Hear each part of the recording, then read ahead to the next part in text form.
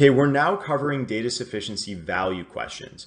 And data sufficiency value questions are questions where you have to literally get the exact number for X, the exact answer to the question. So let's look at this question. How many women are on the track team? Okay, sometimes they give us some information in the question stem. Here they really didn't give us any extra information that we could use in evaluating the two hints below. So I'm going to dive right into one of the two hints. Now, which one looks easier?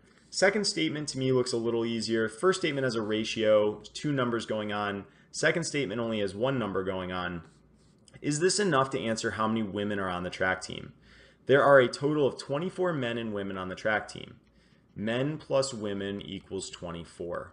Okay, now obviously I don't know how many women there are because there could be one man and 23 women, or 23 men and one woman, or anything in between, right? So there's nothing that says, there actually is nothing that says that there are actually men on the team. So it could actually be 1 in 24 as well. Because I have multiple potential situations and multiple answers for how many women there are on the team, this is definitely going to be insufficient. So statement 2 is insufficient, and we just played kind of devil's advocate like we did with the yes/no question, but I think this one was intuitive enough that you could actually see it right away. Statement 1. So once we've gotten, by the way, once we've gotten rid of B, statement 2, answer choice B and D are off the table.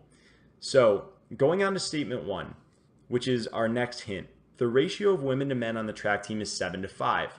All right, ratios are interesting, and we'll talk about this in another video, but when I see a ratio is 7 to 5, I think of it as 7x to 5x, where x is a positive integer.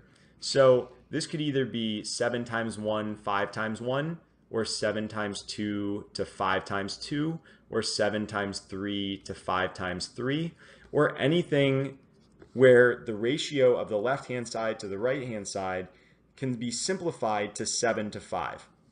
So I don't know the exact number of women on the team, and for that reason, statement 1 is insufficient.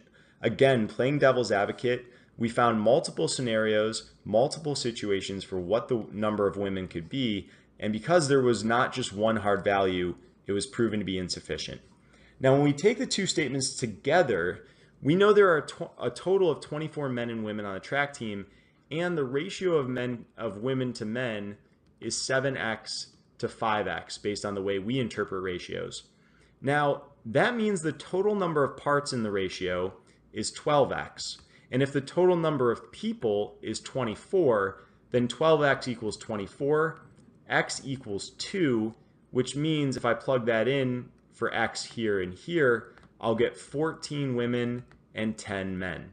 So if you have a ratio and you have some other piece of hard information, even if it's the difference between how many women and how many men there are, that would typically be enough to give me a solution. And here I do know there are exactly 14 women. So these two statements together are sufficient, and that gives me answer choice C.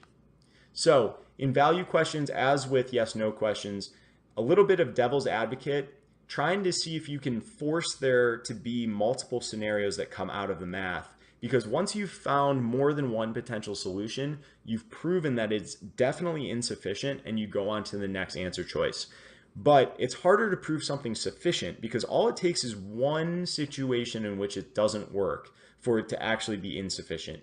And it's hard to hunt down those situations, which is why we make that our goal by playing devil's advocate.